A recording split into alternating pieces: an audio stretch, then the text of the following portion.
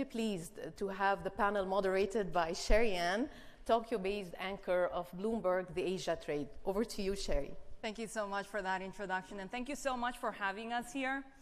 I'm very honored to have such a prestigious panel, but at the same time, I have to be honest, I'm very happy and relieved to be out of the news cycle, because this morning we just had a barrage of news, whether it's on tariffs, trade, geopolitical tensions. We had President Trump speaking to Congress. We had China's National People's Congress. So it's really nice to pause, step back, and really have conversations about more fundamentals and the health of the macroeconomic environment, of the financial system. So thank you so much for joining us. Let me introduce my panelists, because of course I have Nigel Clark here, IMF Deputy Managing Director, Montel Aluwalia, Center for Social and Economic Progress Distinguished Fellow, and of course he was also first Director of the Independent Evaluation Office of the IMF, former Deputy Chairman of the Planning Commission of India.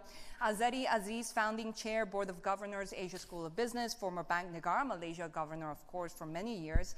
Justin Hayhurst, Australia's ambassador to Japan as well as Takehiko Nakao, Chairman, Center for International Economy and Strategy, advisor of Sumitomo Corporation, and former president of the Asian Development Bank. And we agreed with the panelists before we came on stage that we would be the cool panel, so everything will be first name basis. So thank you so much, everyone, for joining us today. Let me start with a very simple and broad question. Nigel, thanks for hosting us today. It's going to be a great conversation. We heard about the challenges globally, about the financial system. What will it take to prioritize growth and to really have this sustainability when it comes to economic development around the world? Thanks, Sherry, and thanks for that energy and that you have introduced. Look, there is a primordial relationship of necessity between growth and stability. You need macroeconomic stability for you to have growth, and you're going to need growth if stability is going to be maintained over the long term, and hence our focus on growth. World growth will be about 3.3% this year, and then declining to about 3.1% in the following 2 years, and that happens to be the lowest level of growth since 1990 and way below the average over that period of time, and hence our concern about growth. When we look into what is behind this deceleration of growth, one thing stands out above many others, and that is the decline in total factor productivity, which is something that has to be addressed. Now, how do we address total factor productivity? That's for the countries, really. IMF can provide policy advice, but there are three things that I'd just like to mention. The first is that governments have to invest in improving the efficiency of the bureaucracy, letting things go faster, reducing red tape, improving governance, and ensuring that the private sector has the room to grow. We also have to make sure that financing is available for the most innovative companies, ensuring that venture capital ecosystems are not just a property of one place in the world or two, but venture capital ecosystems are commonplace among countries.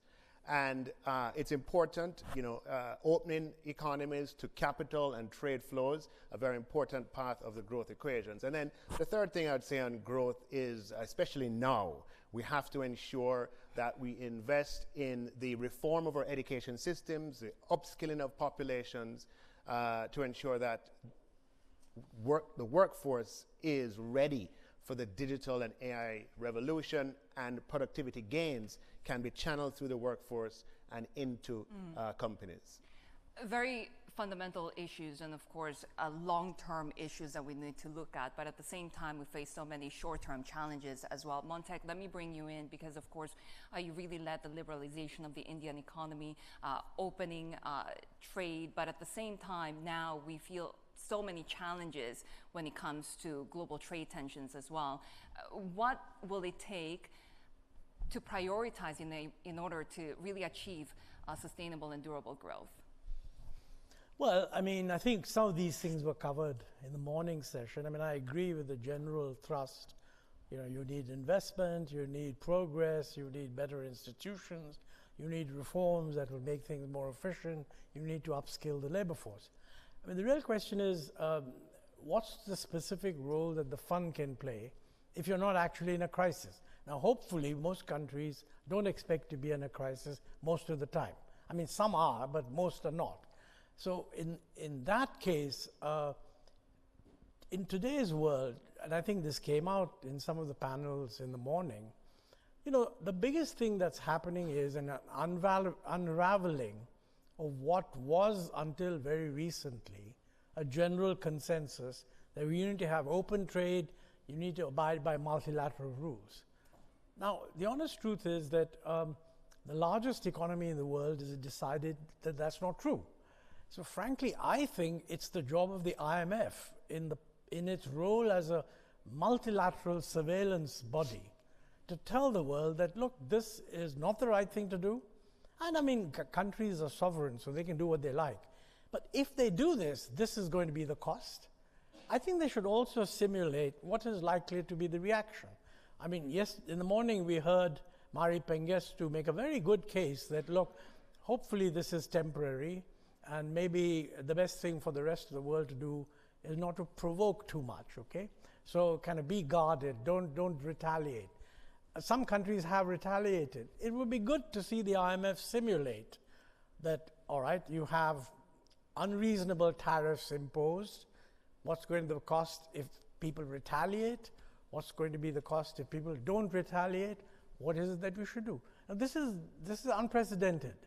Up to now, we've never had a situation where people have important actors have disagreed on a very fundamental part of the rules of the multilateral game. Right. So I think really we need the IMF to look at that, and I don't know how they would do it, because you know, in the old days, I mean, you can have there's bilateral surveillance. They will undoubtedly write an Article 4 report for the US. Presumably that Article 4 report will judge whether these actions will have cost on the US or not. But that's not the forum in which it will indicate what will be the cost for the rest of the world.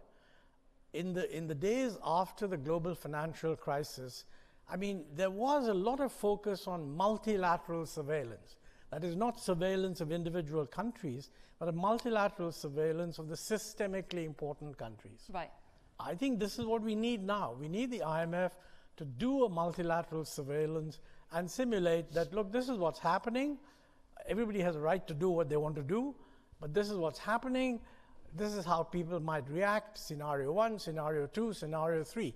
What happens to the 3.1% growth under scenario 1?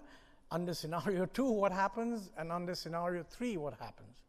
And I think unless we do that, we won't have an understanding of what's driving the change in the system. Zeddy, how do you take everything that Montek has just said and really focus again on the priorities in order to achieve that growth that has already been achieved here in Asia, but how do you sustain it is the question, right, given the challenges? Yes.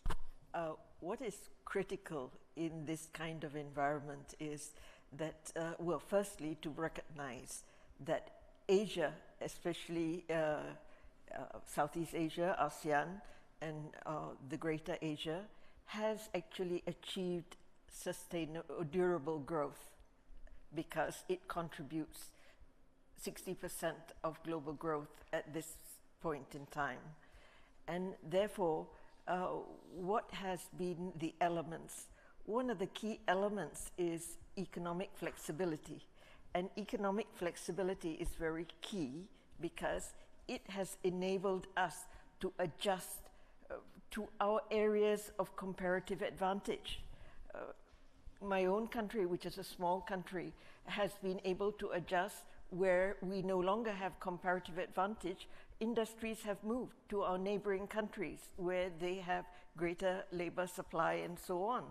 And therefore, many of the matured economies do not have this. They have economic rigidities and therefore have problems about adjusting, and therefore have resorted to such protectionist policies. Now, IMF can play a major role in highlighting what are the ways in which they can, such countries can improve its economic flexibility so that they are able to adjust to the new environment. And even for our cases of emerging economies, yes, now with AI and other new advances that have occurred, we have to enhance our workforce with the right skills and so on. So we cannot, the world is very dynamic, it's not static, and therefore we have to adjust in order to maintain that economic flexibility. And this has enabled us, well, we have learned from the Asian financial crises to build our resilience. And I believe that most of us who are affected by the crises have built our resilience, not only of our economy, both in the demand and supply, but also in the financial sector. And it has allowed us to withstand. Now, many have referred to the crises of 08, 09 as global financial crises. I'd like to protest because it wasn't a global financial crisis. Yes, of course, we were all affected by the crises, but our economy and financial intermediation were never disrupted. And therefore, I believe that this recognition has to be also given about the resilience. We do want to talk more about that resilience that we've seen, especially around Southeast Asia and Malaysia, your country's unique experience as well. But let me first go to Justin and talk a little bit about all of these changes that we've been talking about, the uncertainties in the world, and how is Australia adjusting, and the economic flexibility perhaps that was mentioned as well. Thank you. I think it's true to say that my country, Australia, has prospered in a globalising world based on a consensus around open market economies and economic integration. Whether that consensus is gone forever, it's certainly being bent out of shape at a minimum. So the question now for our country, like all countries, is what does resilience mean when the external environment is much more uncertain? And how is resilience defined? So, for example, one obvious thing is defence spending is likely to be much larger in more countries than it is at the moment. That's one foreseeable outcome. So we're back to fundamentals. What makes an economy resilient at a time of uncertainty? In Australia's case, we've believed that economic openness is a great source of national strength because it gives us flexibility. It allows us to become more productive, linked to other fast-growing economies. But if there is a more protectionist environment and other countries go into a defensive crouch, then that assumption becomes questionable. So really, all the basics, good fiscal management, the most productive economy possible, the highest degree of openness you can sensibly manage and get political support for, all these will be very important, and they will be important for us. I would just conclude this initial framing remark, though, by saying I don't want to sound as if we believe everything that we have worked with and for in the last few decades is gone. We don't know. I think there's a requirement for governments to be steady, to see what is salvageable, what still remains viable, and this is relevant in particular for the IMF, where you want people to think and governments to think not just about the immediate impact through tariffs, say, on their own economy, but about systemic issues. What keeps the outside environment stable? What do you really have a stake in?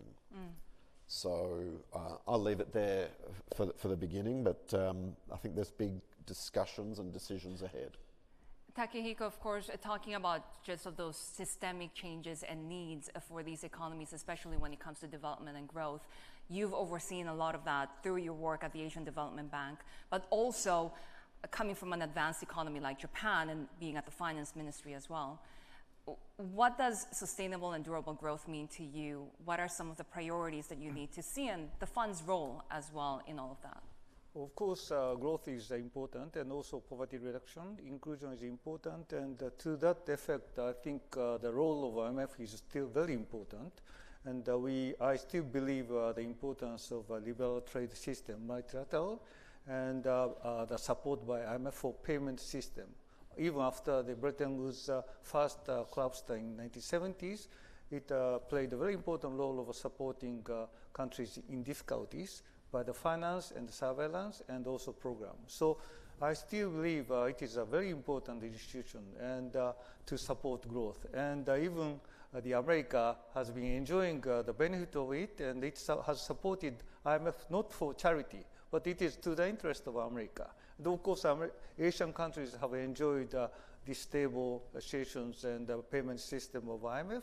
And Japan was a very important beneficiary, but also became very important contributor. And Asian countries are becoming contributor as well. So first remark is that IMF is important to continue this. And for other previous speakers speak, I think it's very important to guide the global system, especially America, to continue to support this. But I'd like to mention one thing about Asian countries and IMF. It is the subject of this session.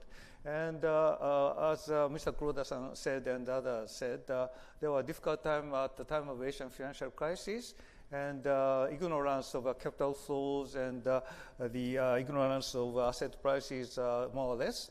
But IMF learned a lot, and macroprudential emphasis, and also regional arrangement. It was not quite welcomed by the IMF because it might cause moral hazard.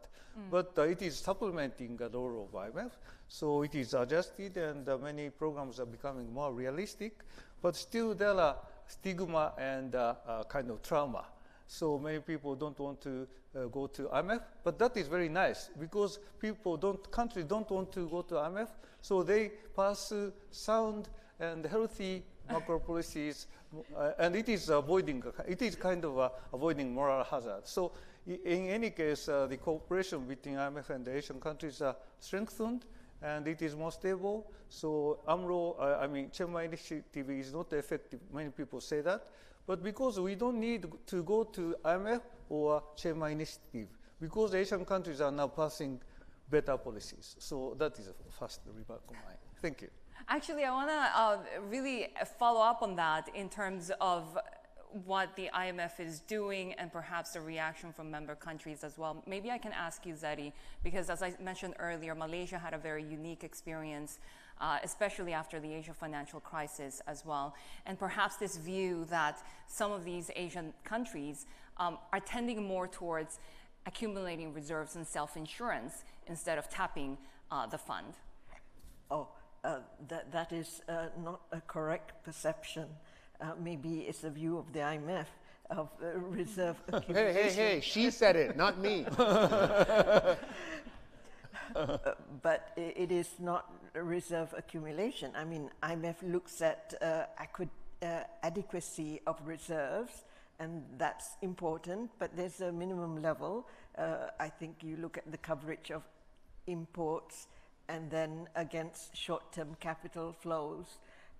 But over and above that, most economies now in Asia have adopted a flexible exchange rate regime. It's not capital reserve accumulation at all. And this, I think most of us have achieved a minimum adequacy of international reserves. And it is more the current environment of capital flows that have caused either reserve accumulation because of inflows, given that the positive environment for investments in our countries. And therefore, you know, it is not reserve accumulation at all. Nigel, I'll actually let you expand on that, because those conversations about reserve accumulation came from comments and conversations I had with the IMF. So what is your take then, when especially we are seeing this capital flow management now being sort of acknowledged by the IMF itself. Right. Well, countries choose the mechanism that they want to embrace based on a number of factors, and I'll just mention three. One is predictability, another is speed, and the third is cost. Now, if talking openly, as you build reserves, if I could use build instead of accumulate, reserves, not all countries, reserves, they're predictable because they're in, you have control of them, and you can access them quickly. But they come at a cost in the sense that countries that have high development needs or countries that have weak external positions are not able to provide the security blanket for themselves using reserves. Other mechanisms are used, and some of them have been mentioned on panels preceding this, including regional financial mechanisms. Those have a cost advantage in that there's shared cost, and they also have the advantage of speed, but we have not yet tested that kind of arrangement in a real global or regional economic shock. So we don't know too much about the predictability. As Deputy Managing Director of the IMF, I'm here to say that the IMF is the global financial backstop.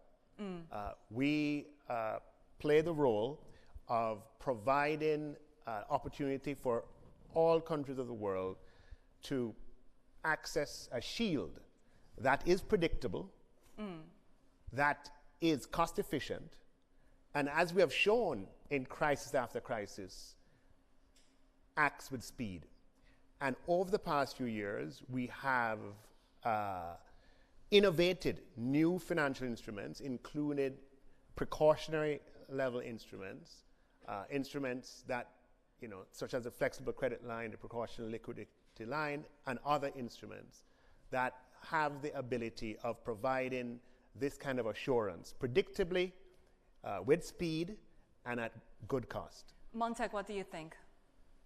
No, I think quite clearly my view is that countries are, and in my view correctly, have built up reserves. Whether that is because they are no longer confident that the IMF will be able to come as swiftly as possible to their rescue, or they just want to have that sense of independence, or financial markets rather like it. I suspect the last is an important point. I mean, look, India's reserves are approximately, I think, 600 billion or so, at least when I last looked. Now, ask yourself the question, if India were suddenly faced some kind of a complicated balance of payments problem, and we needed maybe 5 billion or 10 billion, I'm sure the IMF would be very willing to lend. But if you had a major change in capital flows, and you had a huge demand for building up your reserve, filling a gap, I don't think that people think that most of the bigger developing markets do not think that they would go to the IMF unless they're really driven to the ground. Now, obviously, if there's a world crisis and you have no other option, we'd all be glad that the IMF is there. By the way, our experience with the IMF is excellent. I mean, I was personally involved in the 1980 crisis. We went to the IMF. We had a very high opinion of the IMF, lots of support from Japan. 91, we went to the IMF, excellent experience. So we have no complaints whatsoever, okay?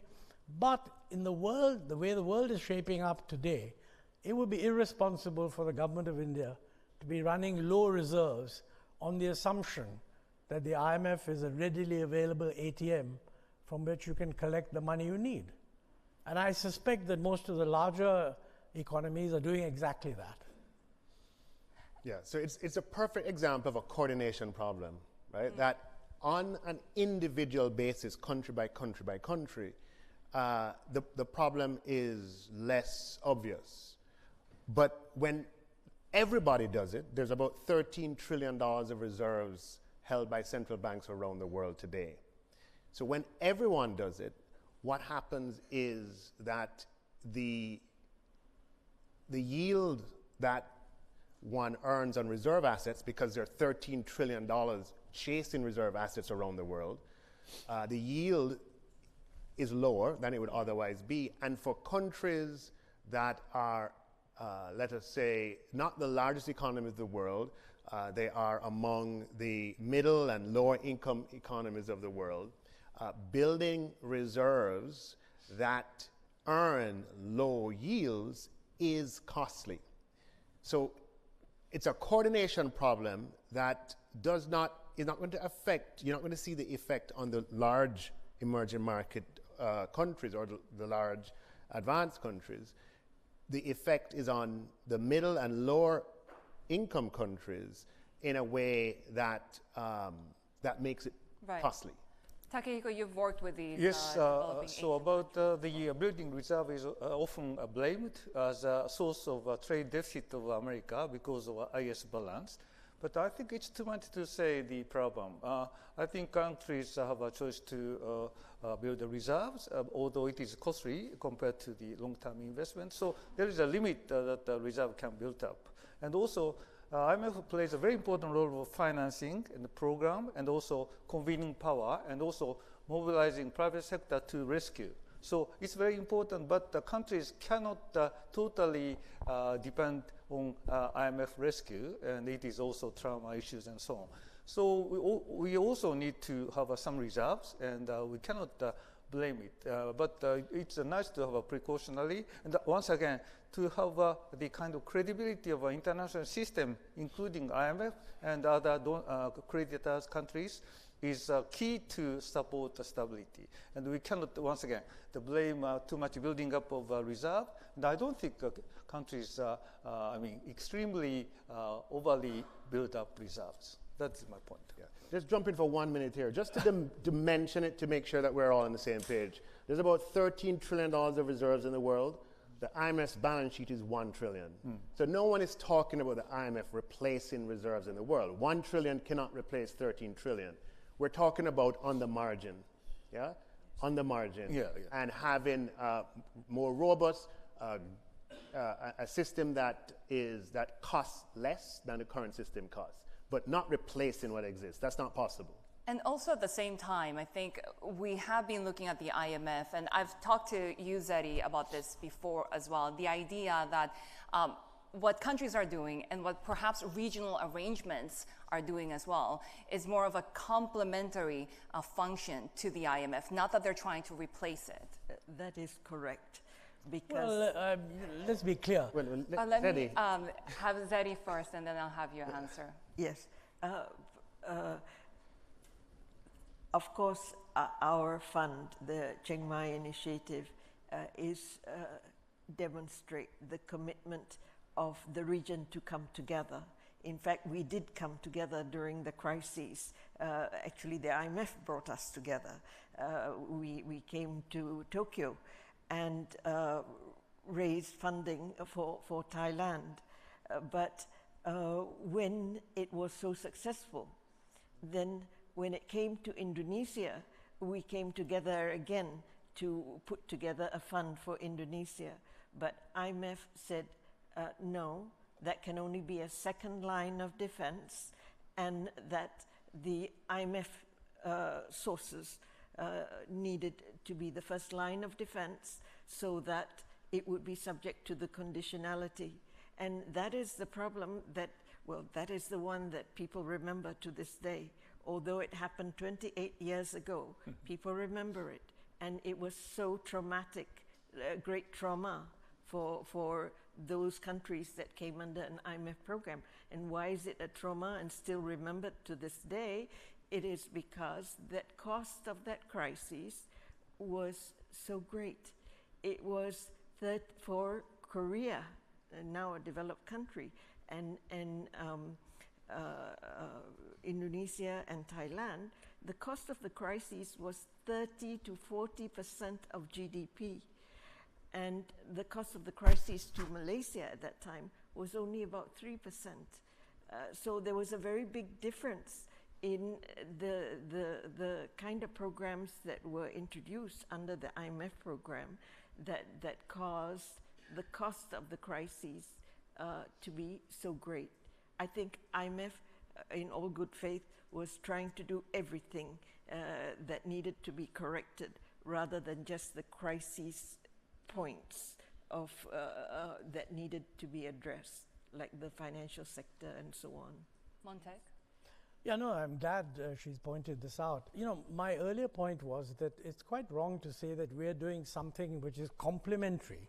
Reserve build-up for us is the primary source of defense. It's the IMF that's complementary, and the numbers reflect that more or less.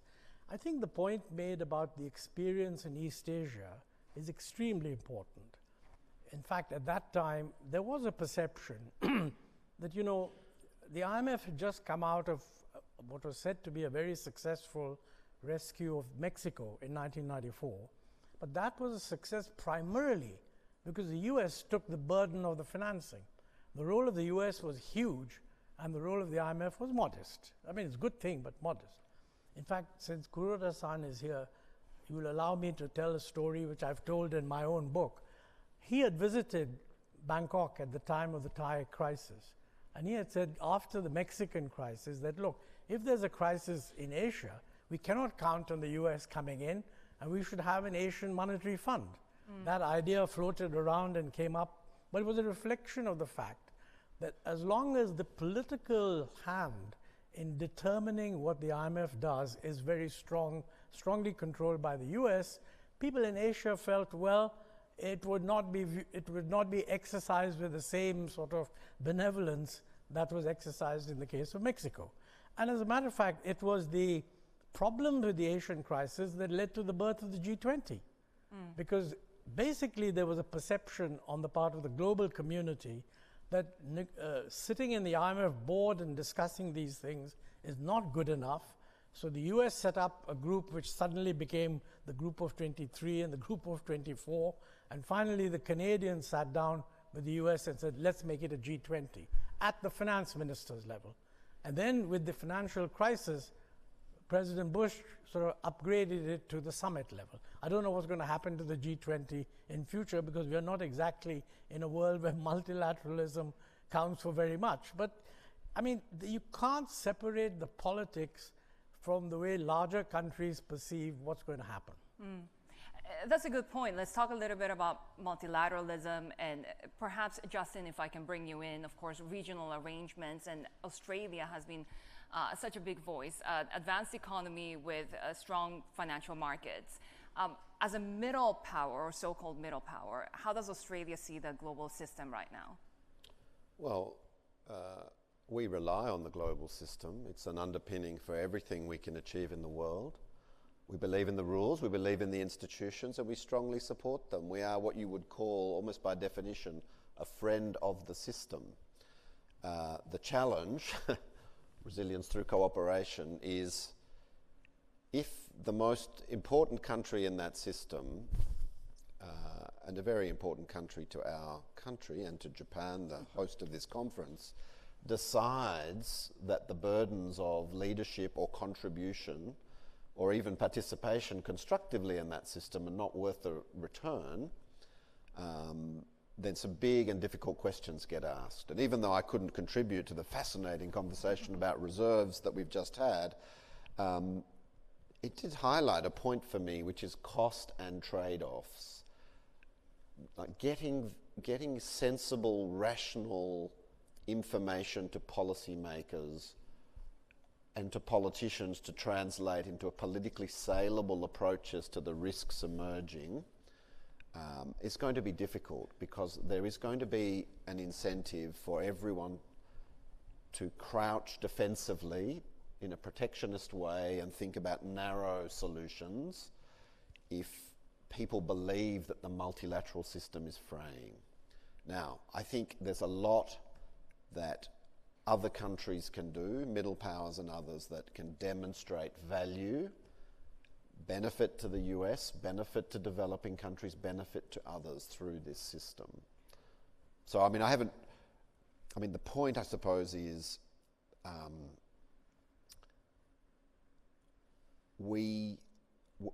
if the system is tested in a crisis and we have let the system atrophy and have stood by passively while it corrodes, we will all pay the price. And so will the leader of the system. So we have to be much more active. You know, this is not a time for business as usual diplomacy and politics around the technical work of multilateral institutions. That's what I want to say. Montek, let's go first because I also That's have a what I curiosity about that point. Yeah. It's the job of the IMF and its responsibility for multilateral surveillance to give us an authoritative statement of what are the costs and benefits, and are these new policies that are being advocated going to impose costs not just on the world, but on the country itself. Only the IMF can do that. To Justice's point, and perhaps to yours as well, I was just curious about whether these financial groupings and geopolitical groupings and the pushback that we're getting right now from the global rivalries and the pushback against multilateralism, will it be a point where we're putting the system at risk, or could we in fact see more regionalization? There will be more cooperation, more trade between countries within different regions and amongst themselves. No, I think I share the view of others that if there are fractures in the global multilateral system, I mean, we should definitely do more regionally and try to make sure that within the region we can do as much as possible. But that's not a substitute, because I mean, if you're breaking a major part of the global multilateral engagement, of course we should do more regionally. But I think we should see whether through, I mean, look, if the IMF is the objective, accepted, independent, technical authority to pronounce on what is going to be the cost of these policies, it must do the pronouncing. Now, to be fair, until very recently, and even now, we don't actually know what's going to happen. These are all threats, etc. But all I'm saying is that if they materialize, and if in the course of this year, now of course the spring meetings are coming in April, and you could argue that it'll be uncertain even then. But by the time of the annual meetings, if there isn't an IMF multilateral surveillance of the cost of these activities, we will have missed a very good opportunity to engage. I mean, after all, the US has other allies. They don't need to go to the US saying, we've done this work and we think this is going to be a cost. They should be able to say, well, look, here's the IMF that we all respect, and this is what they think. Nigel. Well, Shelley, he's been bowling the ball outside of my off stump. I think I need to take it. So, absolutely agree with you that the role of the fund engages in bilateral surveillance and has a duty and actually does engage in multilateral surveillance as well. Just to remind you, we have the World Economic Outlook that provides an assessment of the global economy, and that's a flagship publication that deals with the topical issues of the day. So let's see what the World Economic Outlook that is going to be released in another couple weeks, or let's see what it has to say, and hold your criticism until then. We also have the Regional Economic Outlook that looks at the assessment of the global economy by regions: Western Hemisphere, Europe, Africa, Asia, Pacific, etc. We also have the Global Financial Stability Report that steps back and looks at the globe from a financial stability perspective, takes into consideration new trends in the flow of capital, whether it be new non-bank financial institutions or other sources of new capital flows, and looks to see where there could be weaknesses in the financial stability system. We, let me see, we also have the Fiscal Monitor, which takes a look at the fiscal dynamics across the world and seeing where there are lessons that can be learned from one country to another, from one region to another, and assesses impact and outlook. And then there's the early warning exercise, which is something that I think that you're aware of, Montek, and I think you definitely appreciate, which is, it takes a global perspective on the world economy, and in very confidential settings looks to see whether there are vulnerabilities that are lurking or risks that have gone unnoticed, with a view to making sure that precautionary steps can be made. So the IMF takes this multilateral role very, very seriously, multilateral surveillance role very seriously, with a range of products and reports that are geared towards providing the global economic community with ample and relevant information. Takehiko, also give us your thoughts. Yes, it is really true that the politics, especially of big shareholders like America, has a strong influence over the way the IMF is managed. But at the same time, IMF can provide some sway or influence to the America and other countries. So, like Montek said, it's a very important role of IMF. But the reality is that the big shareholders, especially America, has a very, very big influence. So, it's very important to persuade America to accept the idea that this is to the interest of America itself, even if America is following the America First policy. Any countries should follow the country's first policy to the benefit of people. So this is to American people itself. And to do that, I think, by the way, G20 was not created by America. It was created by G7 and others, because after Asian financial crisis, it became very clear that the emerging economies' importance in the world economic affairs is so important, and we should expand the G7 to G20 and so on. So it was not a really American initiative. But anyway, IMF should be very realistic and in funding, and if it is very costly, I think some shareholders like America would say that we cannot support this. So it should be not a total blank check, but we should be very prudent about the policies. But also, IMF ideas should be very realistic and to the country's conditions. So when I was at the IMF from 1994 to 1997, there was a discussion that capital flow, capital liberalization should be obligation of IMF in addition to current account liberalization. And in the hindsight, it was really reckless and unrealistic idea. We need some capital flow kind of management. But at that moment, we discussed total free flow of money can be obligations of IMF membership, and it is to the interest of global growth. But in the hindsight, it is a very reckless idea. And also to ask the Indonesian banks to go bankrupt even without deposit insurance, it's a very bad idea, but it was the advice of IMF. So IMF should think very seriously about the country situations and need to be modest about not knowing everything about countries. So unless IMF takes such an attitude, I think many shareholders and countries would regard IMF is not really credible. To be fair, the capital flow management idea has actually been now sort of acknowledged by the IMF also in recent years. But Zeri, let me take it to you and sort of move the conversation forward. And what would you like to see from the IMF? And I guess at this stage in the global monetary system, where we continue to talk about all of the different challenges that the world is facing, assess for us the health of the global economy and how the fund could evolve, and what countries can also do here in Asia for a more prosperous future. Well, IMF has a global role, and therefore its surveillance is global, and that is very critical. And while we have regional surveillance and all this, we need to have a great awareness about what's happening in the rest of the world. But it has to be, well, in risk management, we call it like first order risk, second order, and third order. First order meaning what happens on your home ground and the immediate variables. But the second order is those that are connected to those variables, and the third order further. And therefore, this is very vital.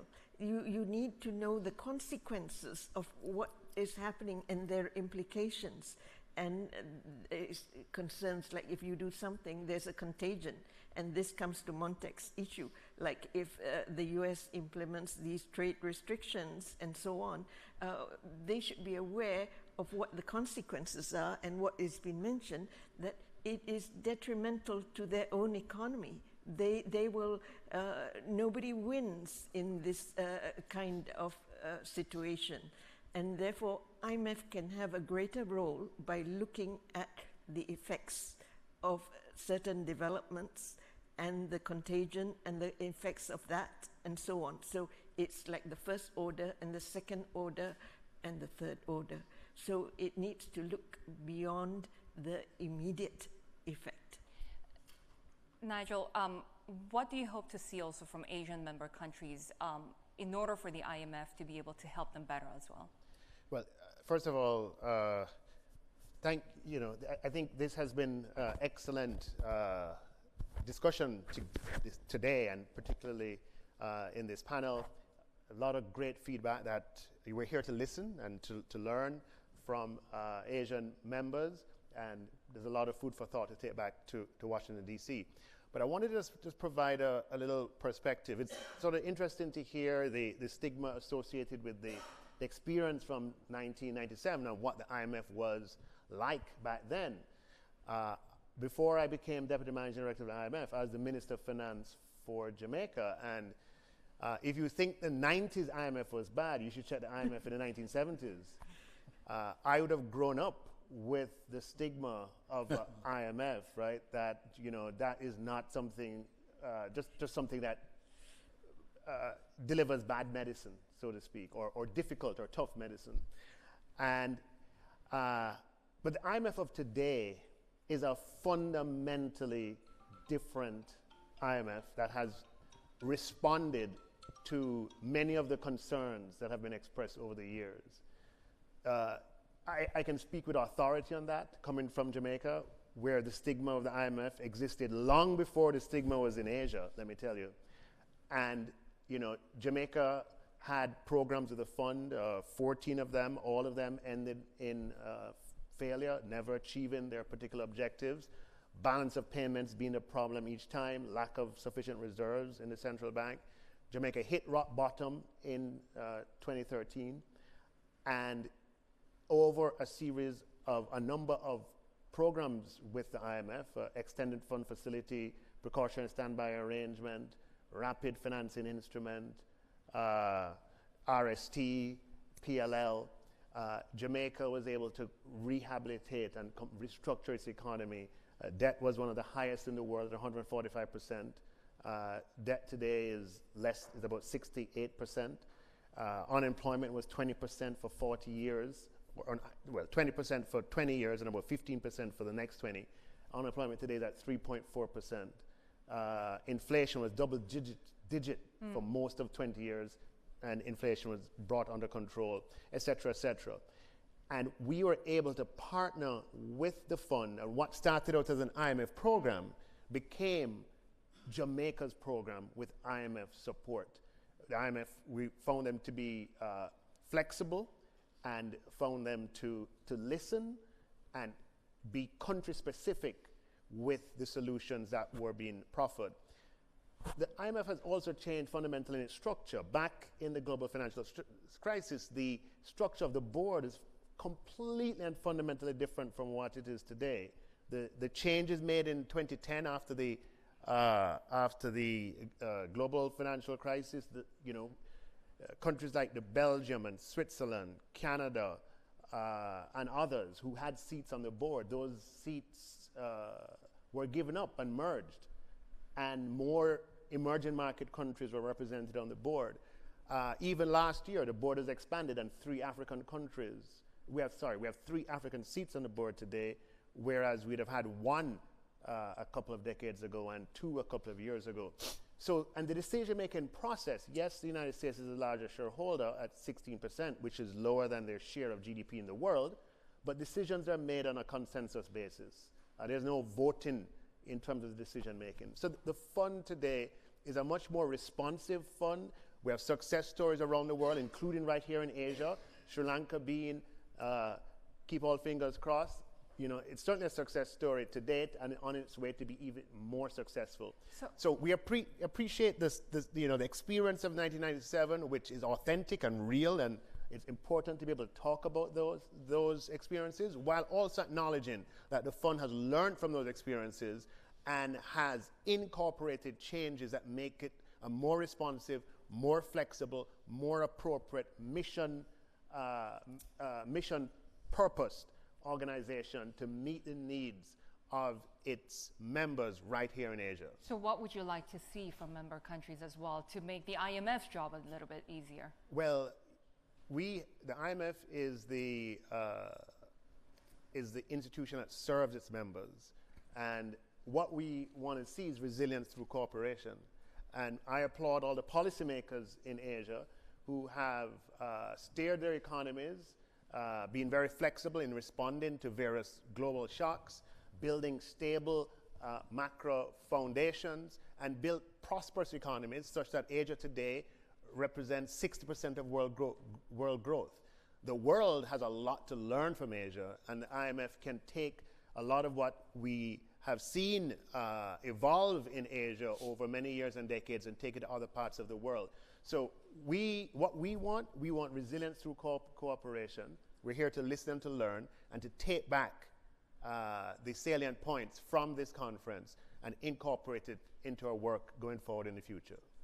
Just a reminder for our audience right now, we do have questions and Q&As that we'll be taking after the panel. So please, if you have any questions, then note them down, and then you'll have a chance to ask them. But Monteg, you wanted to add as well? Yeah, I just want to add a bit. I mean, I agree with everything that Nigel has said. The IMF has improved a lot.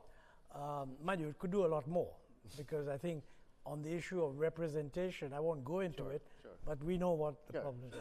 I think there's one area which I think is lacking. It's nobody's fault, and I don't think we can help the IMF, but the IMF has to persuade the larger shareholders, especially those which have a lot of the financial sector. We don't have a mechanism for restructuring debt.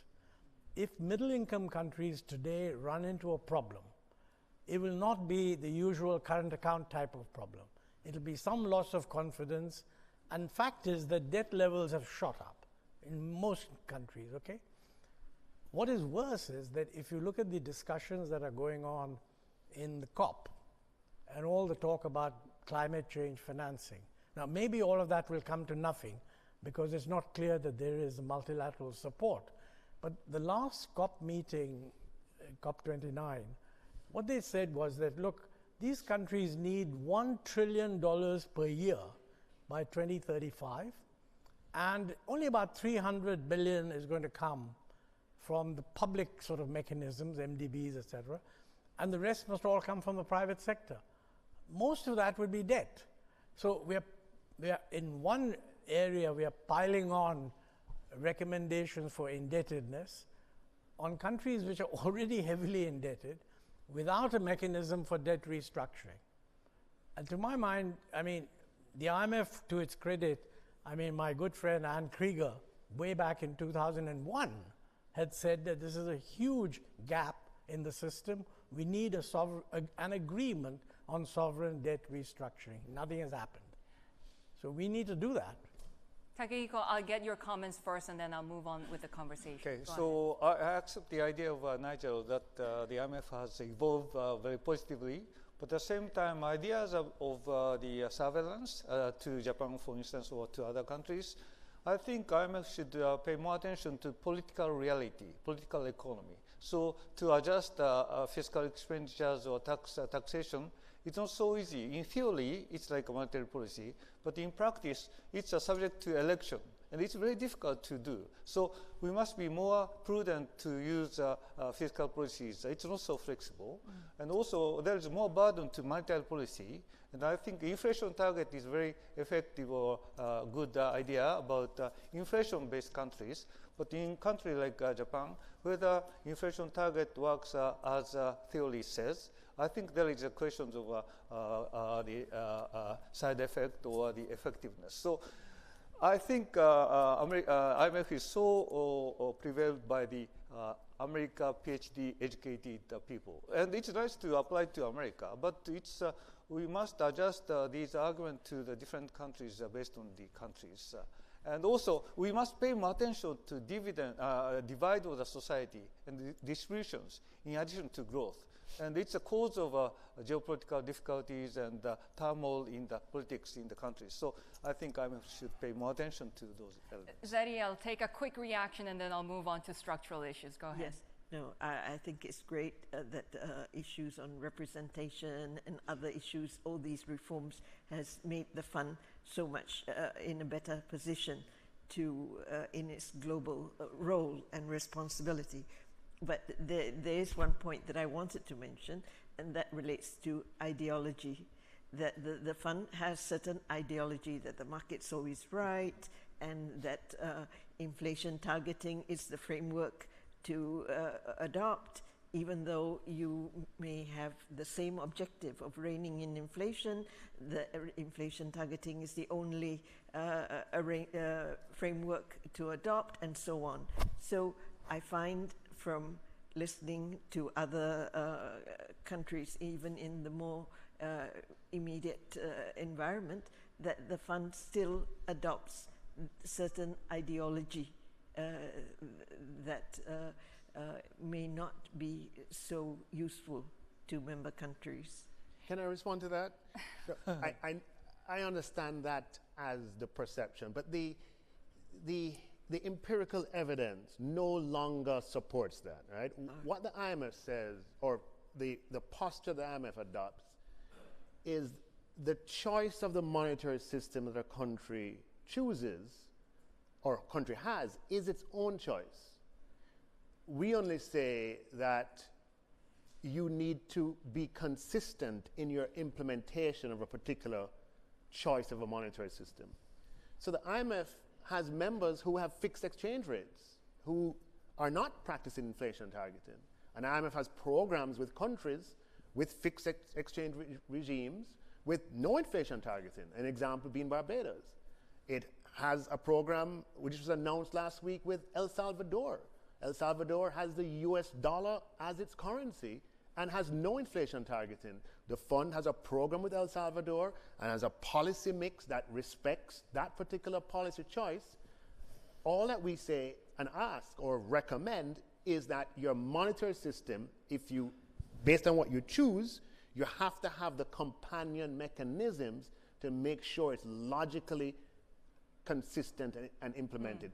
Therefore, if you're going to have a flexible exchange rate, then there are companion mechanisms that make that system work best. But if you choose to have other monetary systems, that is fine. Just be logically consistent. So having a fixed exchange rate but having no reserves is not something that's going to be sustainable. So we would comment on that. And similarly, having, you get my point. So we are in policy arrangements with countries around the world that have a variety of monetary arrangements that we support. We have a few more minutes left on the panel, so I'm really loving how heated the debate has gotten, because this just shows that we're all trying to move forward, right? I mean, how can we build a healthy global economy, financial system, and really avoid the pitfalls of external shocks? So let me bring back the conversation towards what we started with.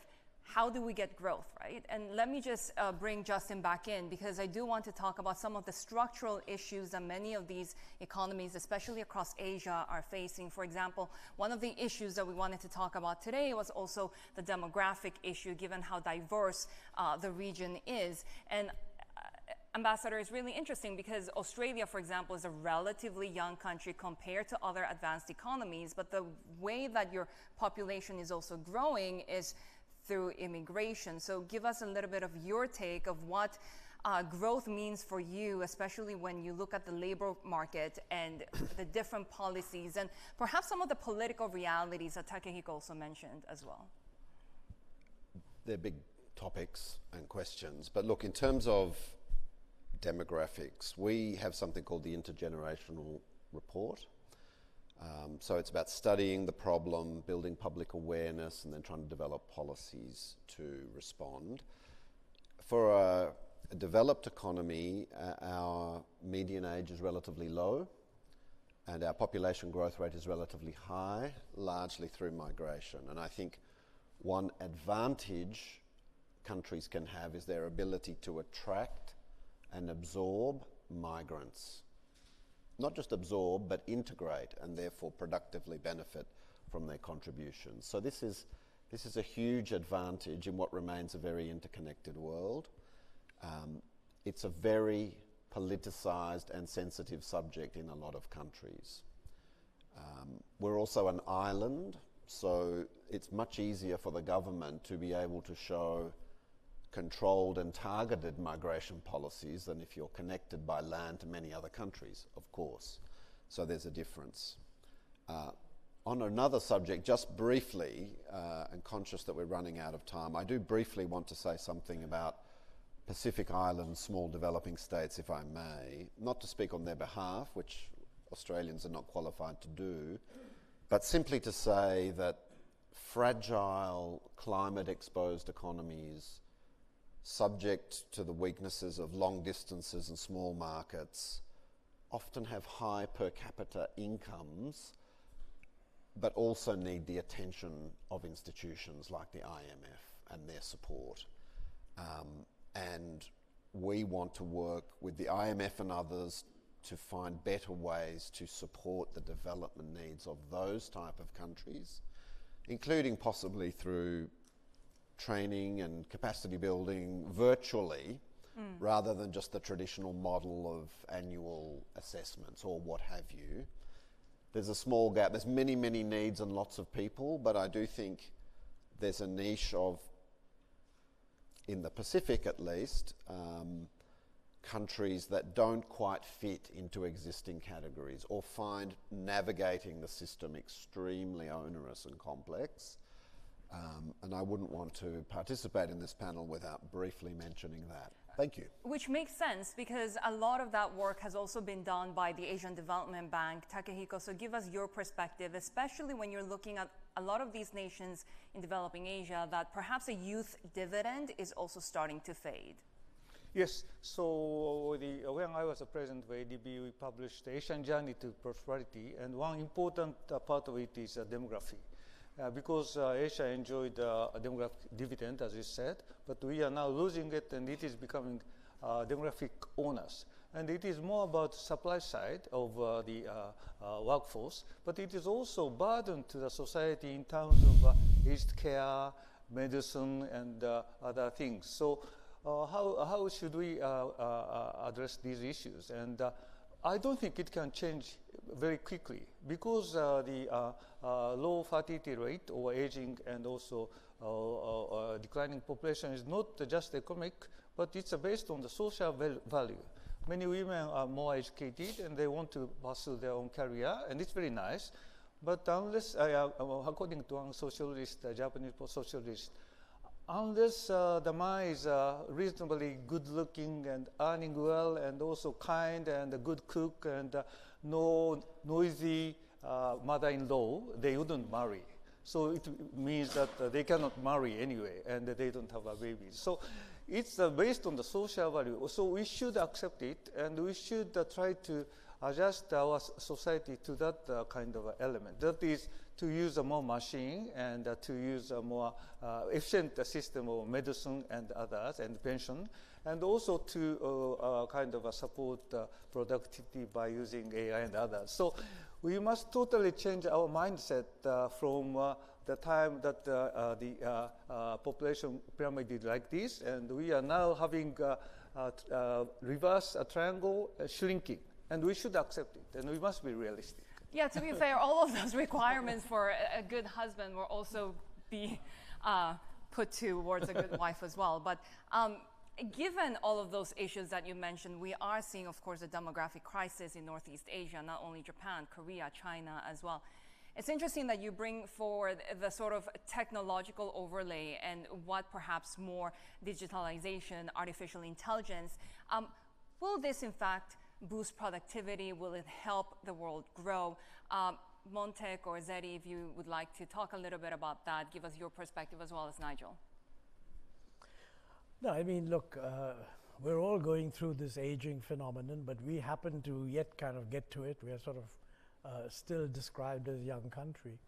If you're referring to the role of migration in, if you like, making it easier, I mean, clearly there is a role, and lots of our guys migrate to other places, including Australia, and countries that are willing to accept migrants do themselves a bit of a favor, certainly do the migrants a favor, and create a more integrated world. So I'm in favor of that. But this is something that has to be judged by the country that's inviting migrants. It's their decision, and they have to make it in the best way possible, given their social concerns. We are going to have a lot of migration in India. So by definition, we'll be dealing with migration big time. It just won't be international migration. Migration from parts of the country that are aging much faster than others. And also these happen to be the parts of the country that are much richer than others. So we'll be a sort of a microcosm of what you see in the world economy. Internally, we're saying, yes, this is a equilibrating movement and it should take place. So by logic, if you extend that logic globally, the same thing holds. Zari? Yes. I believe that we need to prepare for aging population. And this is very important because we want to avoid old age poverty because you are having rising costs of healthcare, and these developments will impose tremendous pressure on governments. So I think while we haven't quite aged yet in most of our countries, we need to prepare for it now. And we need to have a comprehensive plan that doesn't just involve the government, but involves the private sector and the financial sector. The private sector in matching contributions of savings, even for startups and self-employed and so on. And then you need to have insurance industry develop retirement plans, annuity, and so on, to supplement other pension schemes or social security systems and so on. So it needs a lot of attention and for us going forward. As well as a lot of attention from the IMF, given that, of course, it could make the job of the IMF more difficult, especially with the fiscal spending side of things. Right. So the demographic question is a very interesting one. And of course, in Asia, there's a range of a variety of, in terms of how that demographic question takes shape. Because right here in Asia, we do have, two ends of the barbell. We have quote unquote young populations, and it always amuses me to call India young, but young populations of India and I believe the Philippines. And we have populations that are older, such as in Japan and increasingly China. And the response or the policy matrix is going to be different, right, depending on which of those two situations you're in.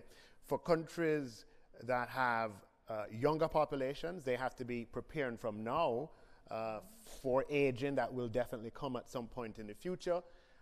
Their concern right now is going to be ensuring that they have economies that can continue to generate jobs for the workforce today and the workforce that will continue to emerge across the medium term.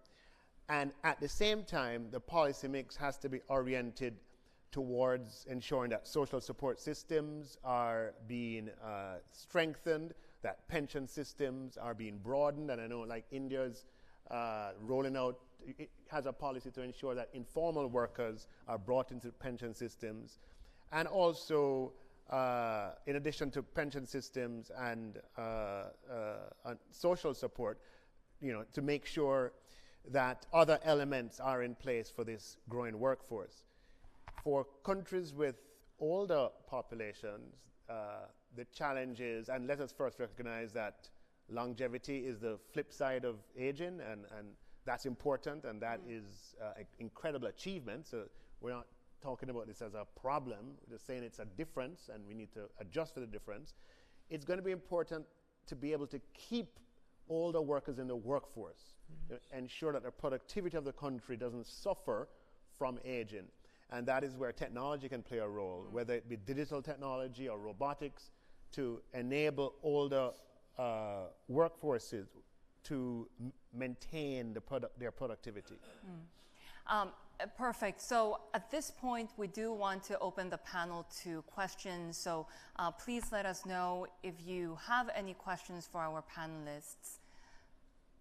Right, we do see a few hands that are raised. How would we proceed? I see somebody running with a microphone. So there you go.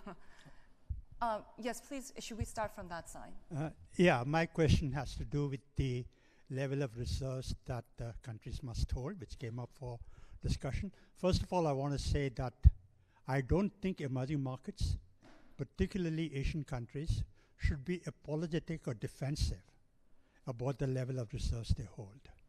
The reality is this: in crisis times, in peace times, any amount of reserves looks like it's too much. In crisis times, no amount of reserves is good enough. Okay? And Nigel talked about the cost of holding reserves. Yeah, there's a financial cost to holding reserves. But there is an intangible benefit, which is not visible. It inspires foreign investor confidence. So that cost that you associate with holding reserves has to be set off against the invisible benefits that countries get. The last point I want to make is this, that there seems to be some anguish or disappointment in the IMF about the stigma attached in Asia to going to the IMF. I don't think it's an entirely bad thing. Would there be a question? No, it's just a comment. Thank you so much for those comments. Could you pass the microphone to the person? There's next to you. Right, we'll go first and then. Thank you. My question has to do with the panel's perception on the future readiness in the understanding between the fund and Asia. A lot of the discussion, helpful that it has been about the fund smoothing over insurance in the rest of the world. The challenges that are coming are not idiosyncratic and localized, they are global and correlated. They have to do with the fraying of multilateralism, pandemic, AI, and disruptive technology. How should IMF and Asia be working together against these kinds of shocks rather than the past shocks we have experienced? Who would you like to direct your question to?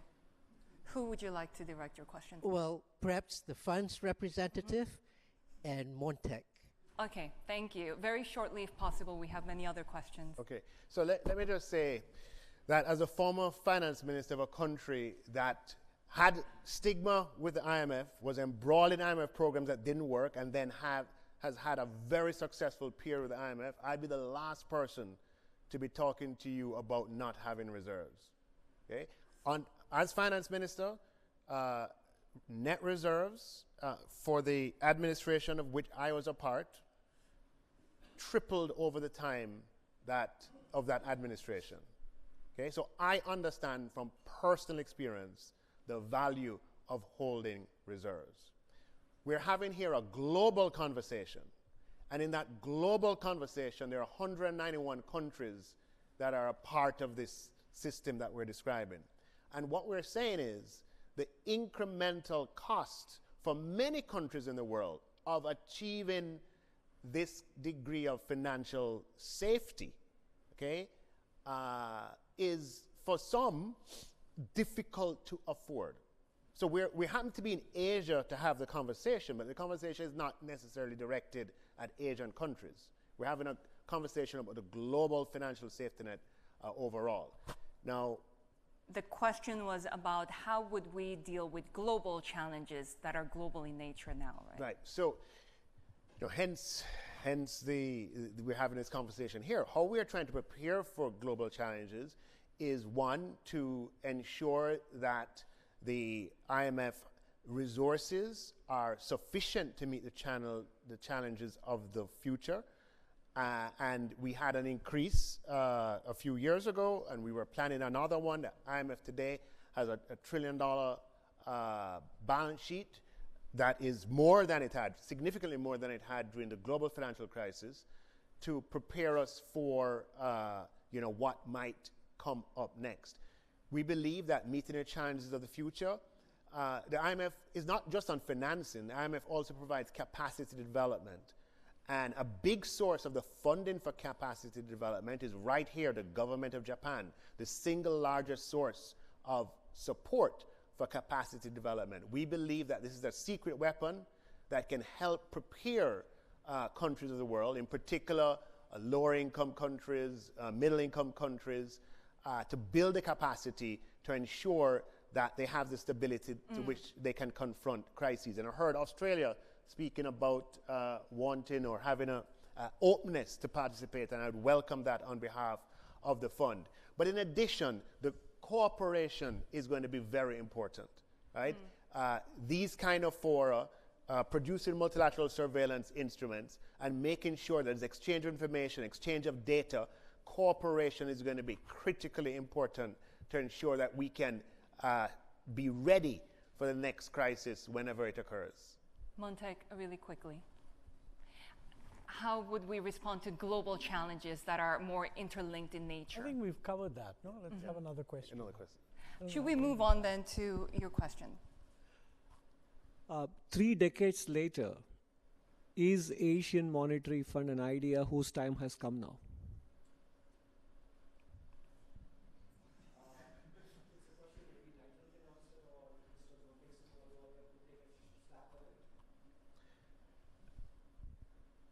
Okay, let's just say the value of the global International Monetary Fund is that you have in one institution the data, the lessons, the practice, the knowledge that is derived from 191 institutions around the world that differ in their sizes, differ in their complexity, differ in their makeup, differ in their stage of development.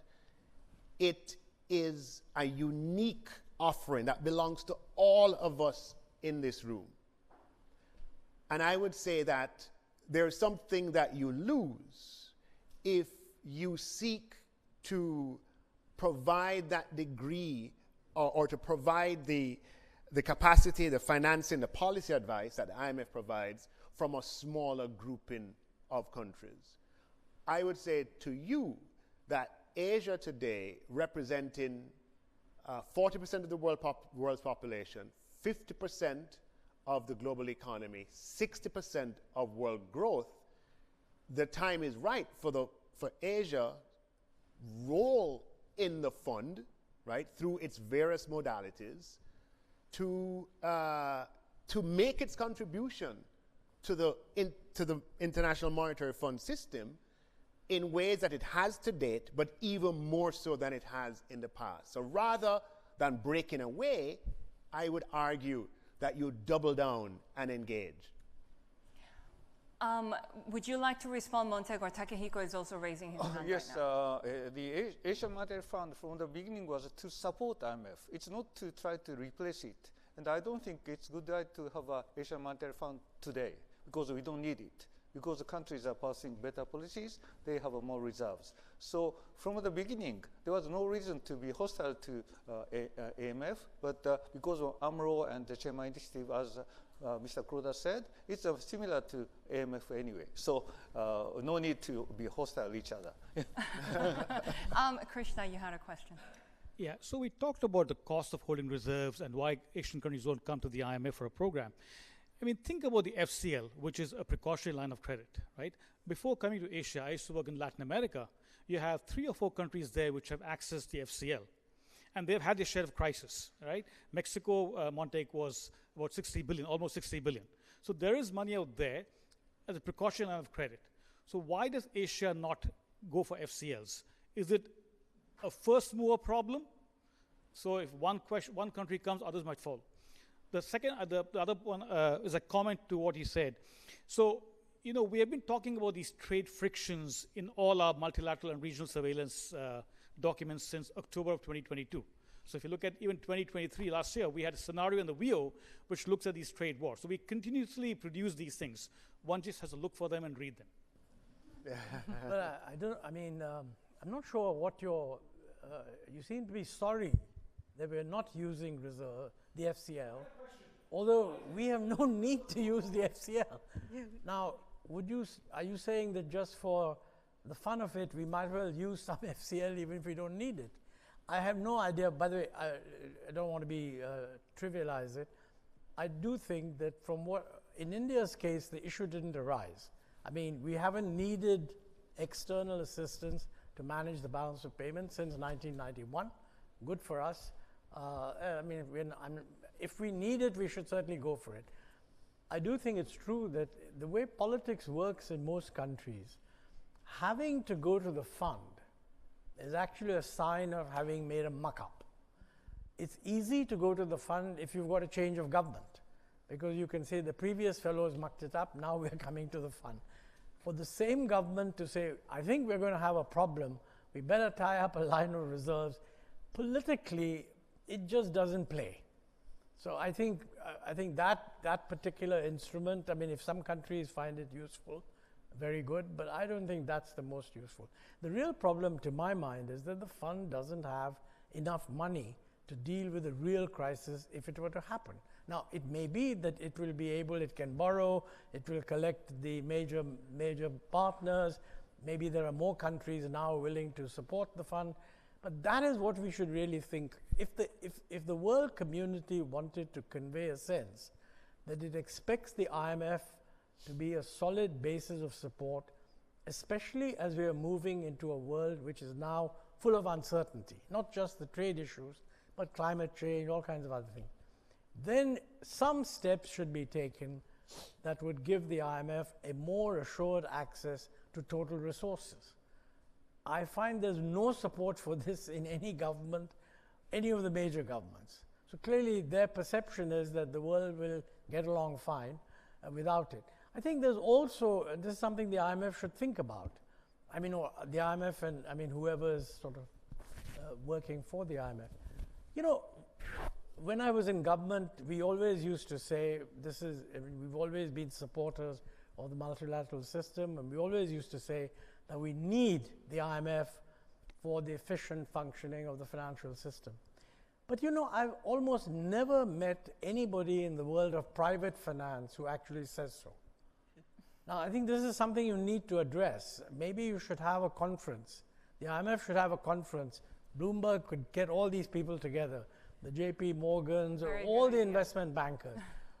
Would they actually assert that given the depth of the private financial system, we can do quite well without an IMF, because the IMF is, I'm now satirizing in order to provoke you, the IMF is mainly meant to deal with the smaller countries. The middle income countries, they're doing their own thing, and if one or two of them need money, that'll be okay. So this assumption that the IMF is absolutely critical to the functioning of the financial system, international financial system. When I was an official, I used to subscribe to it fully.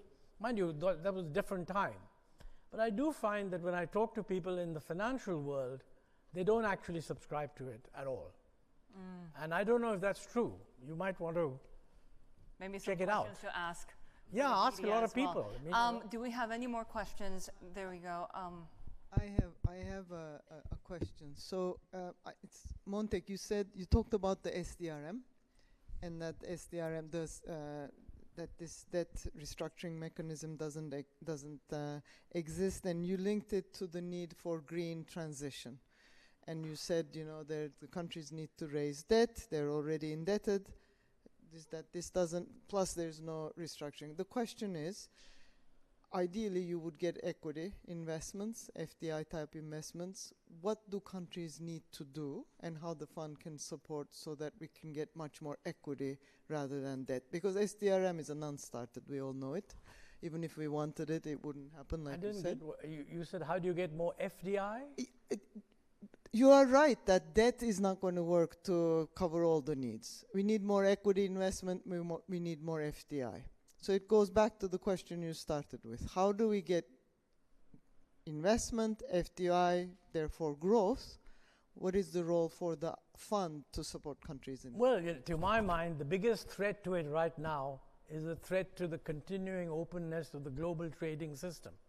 As a matter of fact, the question that was raised earlier about the East Asian model, the essence of the East Asian model was that as countries begin to develop, if they have access to a global market through exports, they can do well. Unfortunately, the way things are going, people are questioning that. I hope they're wrong. And I hope that in another, whatever it is, 6 months, 1 year, something, people are able to say, well, that was just a bad dream, and we're not going to have that.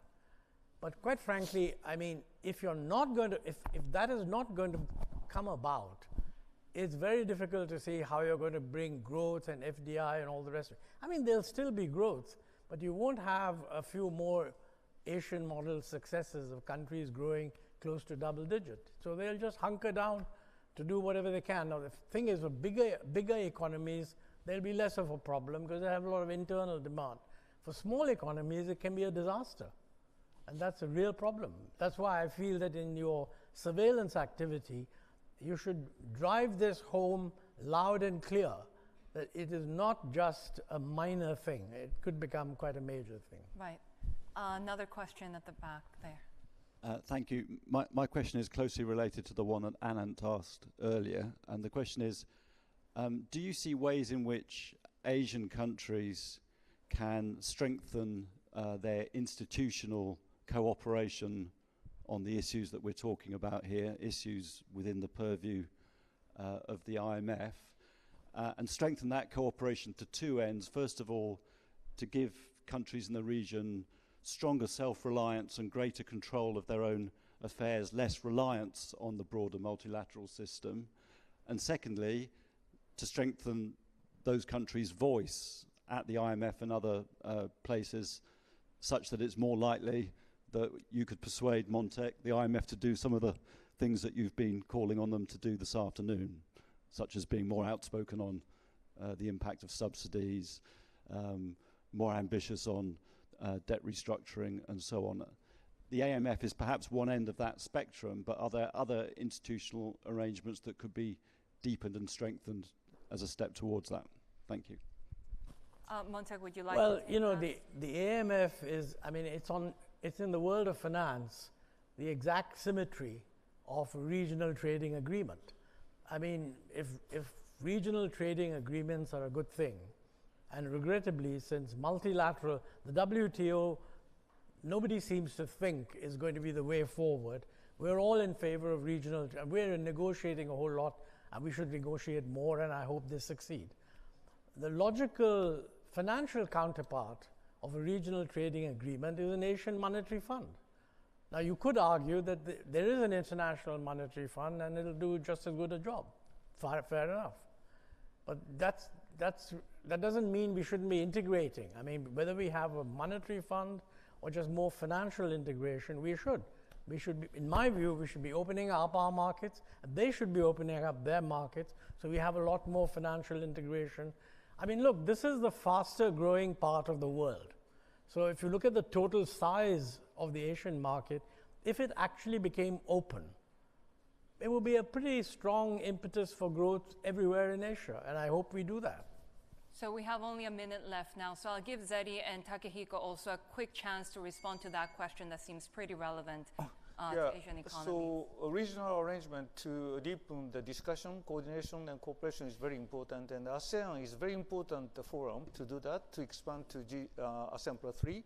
But the India and other South Asian countries, and also Australia and other Pacific countries, can also join these kind of initiative of discussion first and cooperations and those things. So I think there is already some, starting point. Zeddy? Yes.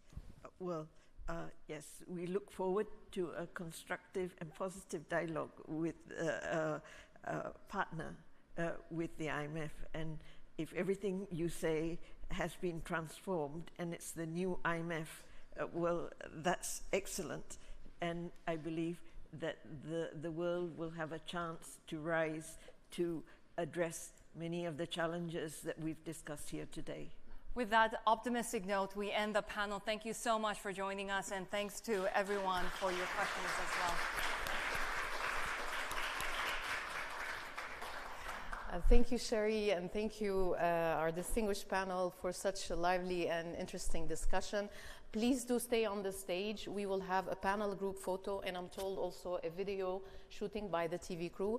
I just want to take this opportunity, as this is the last discussion today, to thank all of our event speakers today. We are really, truly grateful for your presence, for deeply exploring and frankly exploring all the aspects of our event, Asia and the IMF, resilience through cooperation.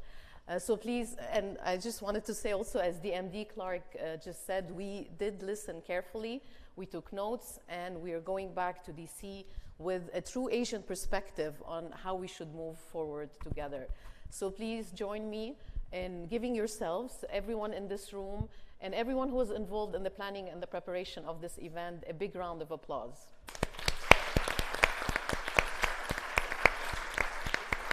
And now for the group photo.